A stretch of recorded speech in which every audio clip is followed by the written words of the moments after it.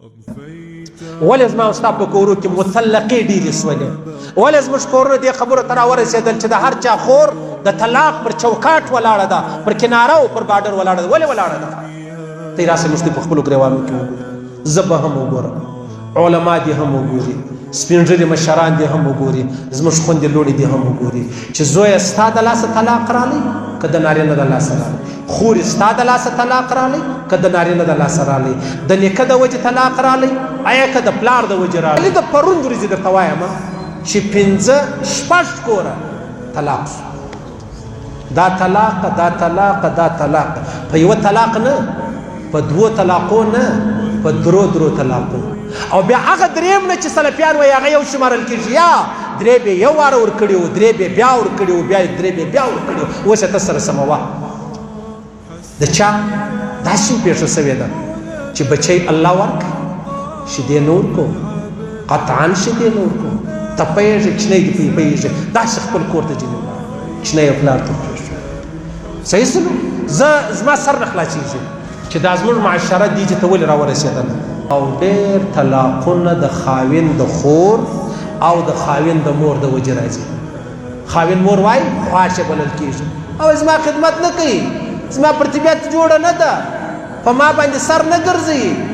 په ما باندې آل احوال نه کوي نو ښه بیا څه وکړم مور وایي اوس دې ته طلاق یې نو مور یې زما کوچنۍ لور ده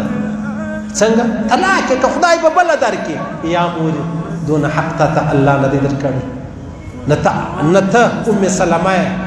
نه بی بی عایشه نه بی بی حفصه تا هغه نه عام مسلمانه زما مور یې ستا تر قدمو لاندې الله زما جنت ایښی دی خو معنا دا نه چې ته به ما مجبوره کوې زه به ښځې ته طلاق ورکوم نشې کولی قطعا مه کوه که زه طلاق ورکړم زما دپاره مشکل نه دی زما کوچنۍ بچي د ټول وخت دپاره تباه سوله له پلار هم جدا سوه له مور هم جدا سوله اوس څه چمپه کوي یا خوندې ورته وایي چې دا ستا کور والا چې راوت سوی د کور نه جارو کوي دیګ نه پخوي سالن نه پخوي ای پښتنو ولې پر عقلو توره تیاره ده ولې الله درته په قهر دی ولې ته ستړي ستومانه یاست ورکوي و دې خپلې کور والا ته حق ورکوي د شریعت اولنۍ خبره دا ده علیحده کور خوراک او لباس دا به ته لرې بیا تا ته واده جایز دی که دې نه درلودو واده نه دی جایز نه بیا کوي که څه بې یوه خونه ده د مور سیم جلا که د پلاره څه هم موږ به د خپلې کوروالا ته وایي چې کوروالا زما د مور پلار خدمت وکړه الله به اجرونه درکړي بیا به خدای پاک ستا ورېنداره مهربانه کړي هغه به ستا د مور پلار خدمت وکړي او که ته وایې یا ستا مور پلار پر ما حق نه لري نو بیا ستا پر ورېنداره باندې ستا مور پلار حق نه هلته څه چم کوې و څه چم کوې ته یې راسې موږ ټول په ګریوانو کې وګورو او بیا چې کله ستې دماغونه کار پرېږدي طلاقونه د مابین ځه وباسئ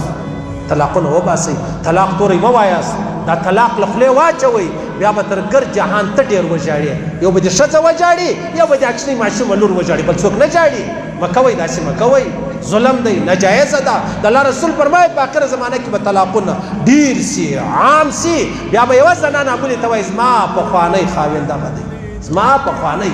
خاوند او بیا عجبه خبره دا ده چې دا کله طلاقونه راځي عزیزانو په یوه سلا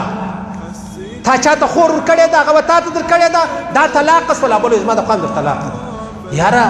زما ورېندارې به قصوري غلطي به یې کړې ما خو نه ده کړې یا نو زما خور طلاقېږي ته د چا یې مه کوئ ظلم مه کوئ یعنې داسې یوه هم دوې خویندې په یو کور کې ورکړې دي هغو هم ورکړې دي یوه ښځه طلاقه شوه په مابینځ کې خشم سره ورلی پښتانه دي د خالد بن ولید اولاده د زورور دي قبایل دي بیا عقلان دي صحیح ده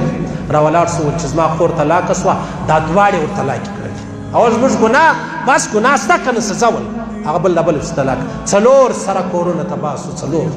چا تباه کړو ملایانو تباه کړو تبلیغیانو تباه کړو یا زموږ دې رواجو تباه کړو زموږ معاشرې تباه کړو زموږ د مور په دې کور کې د غلط رول د وجې تباه شو زما خور په دې کور کې د غلط رول د وجې تباه شو زما مشر ورور دی د هغه د غلط رول د وجې زما بابا دی د هغه د غلط رول د وجې نن دا کور چې دی هغه خراب شو